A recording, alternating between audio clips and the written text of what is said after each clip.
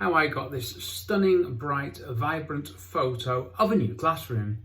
Hi, welcome to my YouTube channel. I'm Rick McEvoy. I hope that you're well. Thanks for joining me. Who am I? Well, I photograph buildings. That's architectural, construction and real estate photography. And I photograph buildings in nice places. Yes, I even do this when I'm on holiday. Anyway, this week on my photography blog, well, I started the year talking about photos that I've taken, giving you the bit of the backstory of the photos. Last week was a photo. Oh yeah, sorry, I forgot then. It was the photo of the House of Commons from Westminster Bridge in the evening. I also chucked some alternative edits in, so if you haven't seen that video, just head back on my YouTube channel or go over to my blog at rickmcavoyphotography.com, which isn't a bad place to go because there you can see the examples of the photos.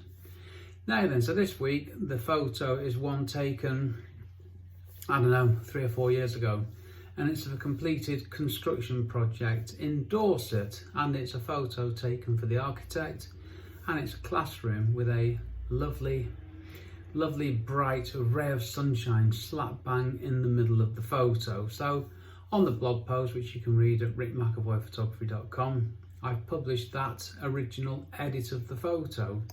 First point I want to make is to get shots like this, you need to plan things. Now, it was a school classroom in a new building, so obviously I have to do it when there aren't any kids there. I also had to plan it for, well, when it's not being cleaned. And at the end of the blog post, I will tell you the one thing I would have done differently to get this shot. And obviously, with me having the sun directly in the photo, it is difficult, I have to say, to describe these things in words. So, like I say, head over to rickmcavoyphotography.com and check out the latest blog post, and you will see the photo and the various different versions of edits. So, timing for where the sun is obviously critical, and you can't just guess that, because I had a very small window where, forgiving the pun, the sun got down below the head of the window and before it disappeared over the hills of the Purbex in the background. Yep, this is a classroom with a sea view. It's a stunning location, and I had to get my timing absolutely bang on. It took me a couple of goes to work this one out properly, so don't always assume you can just turn up, get the shots and go. Sometimes you need to go back if you get the opportunity. Now, quite often I don't get a second opportunity, but this one was I was able to, which was good. So yeah, planning is so important when you're photographing construction projects, completed construction projects. And any building really, the more planning you do, I'll give you an old saying here, the more I plan a job, the better it seems to go. There you go. So what else do I talk about in the blog post? Well, like I say, we've got the original edit of the photo, which was issued to the client back in the day, the camera settings that I used, the gear that I used, where the shoot was, who was the shoot for, timing of the construction works. Now, this is a biggie when you're photographing completed construction projects, because completed to one person is different from completed to another person. Completed to the builder is different to that from the client, so it's a challenge. So yeah, camera settings, gear used, the edited photo, and then there was a black and white version I did back then when I issued the photos to my edit. And the thing that I'm starting to do now, which I'm enjoying, is I'm doing alternative edits. I'm going back to the beginning, and the first one that I do, I use the auto white balance in Lightroom, and then in the basic panel there's an auto correction for the tones, the highlights, the shadows, the whites, the blacks and everything, the contrast.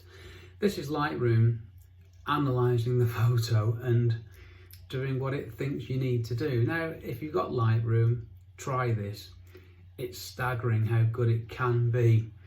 It's better than me, which is a disappointment to me, but hey, at the very least it gives me an idea of what I can get out of a photo. So just hit auto, let it do its thing, and you might be amazed, like I am, on a constant basis. Then take it a step further. With another click, you get a black and white version instantly, and they're pretty good as well. The other thing in the blog post is the 1 minute edit. This is the challenge that I set myself, to see if I can edit a photo in a minute. Now on the photo of the House of Commons, I failed. I got the crop better, I got the colours, the tones right, but there was so much more I wanted to do, so we'll try again here. Lessons learned, important, and this is something that I'm really enjoying doing, is going back to old photos and learning lessons about the gear that I used, the composition, big learning point there, the image capture, the whole processing,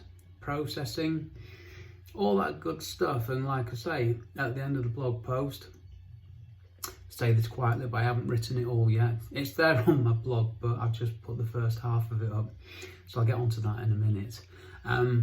Yeah, there's the thing that I forgot to do, and there's a fundamental on the composition, which I'll come on to. Right, that's all I wanted to say about this week's video for my blog. So head over to rickmcavoyphotography.com/blog for the blog post and lots of other good stuff. And like I say, I am the creator and all things at the Photography Explained podcast. So head over to the website, photographyexplainedpodcast.com. You guessed it. And also you can find the podcast on all major podcast providers. Okay, I am done. Thank you for watching. Delighted to have you joining me on my YouTube channel. If you've liked this video, hit subscribe and you'll get a notification when the next one comes out. Normally on a Monday. I'm on time this week, which is good and not a little bit unusual.